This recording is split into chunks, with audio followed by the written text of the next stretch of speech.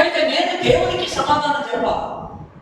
కనుక వెంటనే రాజీనామా చేసి సాయంత్రం ఇంటికి వెళ్ళిన తర్వాత నేను ఎప్పుడు సాయంత్రం ఇంటికి పోతున్నా ఫస్ట్ కాఫీ తీసుకున్నాను. ఆ కాఫీ తీసుకుంటూ పక్కన కూర్చోన్నాను. జరిగిన సంగతి చెప్తాను. నేను అన్నాను, నా ఉద్యోగానికి రాజీనామా చేశాను, ప్రభు నాతో మాట్లాడాడు. కానీ ఏమన్నా తెలుసా మీకు, ఇది దేవుడికి మీకు మధ్య ఉన్న విషయం. నేను అంటున్నాను, దేవుడి స్తోత్రం చెప్పాను. ఇది దేవుడికి మీకు ఉన్న విషయం కనుక నేను మధ్యలో రాను అంటున్నాను. మీ ఇష్టం. నేను సమర్పించుకున్న 8 సంవత్సరాలకి అప్పుడు తను వచ్చింది సేవకి. తను కూడా 5 సేవకురాలు బయట. దేవుడు కొన్నిసార్లు ఎవరి పర్మిషనో తీసుకోవాలనుకుంటామా, ఎవరిని అడిగేయాలనుకుంటాం, వెళ్ళొచ్చా లేదా? దేవుడు వ్యక్తిగతంగా నీతో మాట్లాడుతున్నాడు కదా. ఫస్ట్ నువ్వు దేవుడికి నీ స్పందన ఏంటో నువ్వు తెలియచేయాలి. ఇది నీకు దేవుడికి మధ్య ఉన్నటువంటి ఒక పెద్ద సంఘర్షణ. అందుకని వెంబడించేవాడు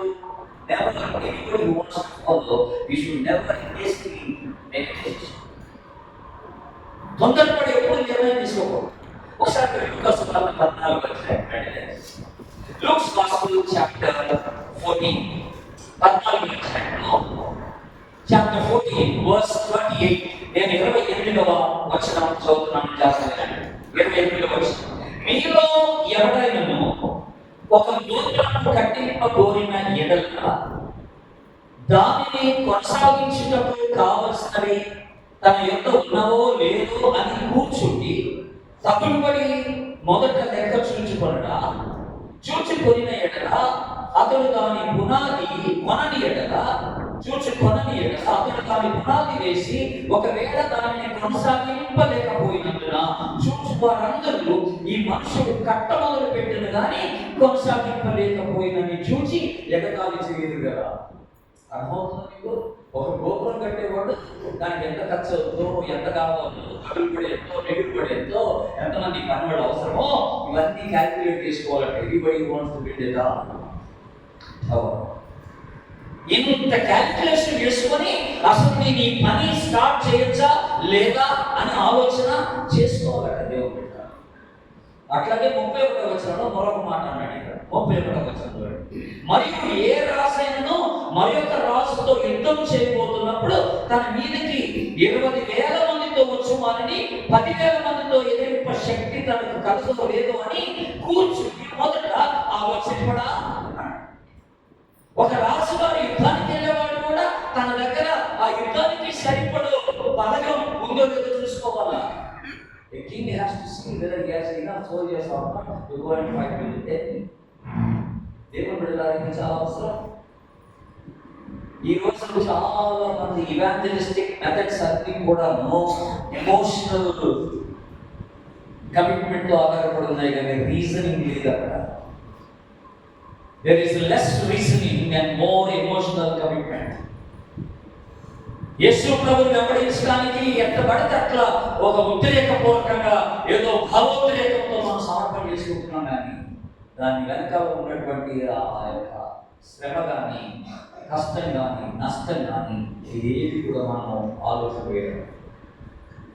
ఇప్పుడు 3 విషయాలు చెప్తాం. కాస్ట్, మనం చెల్లించబోయే వెల, అది ఏమి నష్టం, ఆ వెల ఎలాంటిది, what is the cost that we need to pay.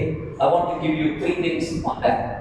బైబిల్లో చాలా విషయాలు ఉన్నప్పటికీ ఒక 3 విషయాలు మాత్రం నేను క్లుప్తంగా మీతో మాట్లాడాలని ఇష్టపడుతున్నాను. ఫస్ట్ ఆఫ్ ఆల్ 14వ అధ్యాయంలో ఉన్నారు లూకాసు వార్త. You are already there in the 14th chapter.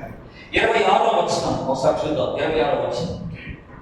ఆయన జనసమూహం ఆయన వెంబడిస్తుండగా యేసు ప్రభు వాళ్ళని చూసి ఏమన్నాడట? 26వ వచనం, ఎవడైనాను నా ఎదుటికి వచ్చి తన తండ్రిని, తల్లిని, భార్యను, పిల్లలను, అన్నదమ్ములను, అక్కచెల్లెలను, తన ప్రాణమును సహా ద్వేషింపకుంటే వాడు నా శిష్యుడు. ఇక్కడ భార్య కూడా ద్వేషింపకుంటే అంటే దేవుడు భార్య ద్వేషించడం కాదు. ఇదే ఆస్కారం తీసుకుని భార్య చెప్పడం అందరికన్నా నన్ను ఎక్కువ ప్రేమించుకుంటే అదన్నమాట పోతాయి. నీ కుటుంబం ఫస్ట్ ఆఫ్ ఆల్ మనం ఆలోచన చేస్తుంది ఏంటంటే you need to hate your family. Your family should come in the second place. నీ కుటుంబం రెండో స్థానంలోకి రావాలా, వాళ్ళు కాదు ప్రయారిటీ.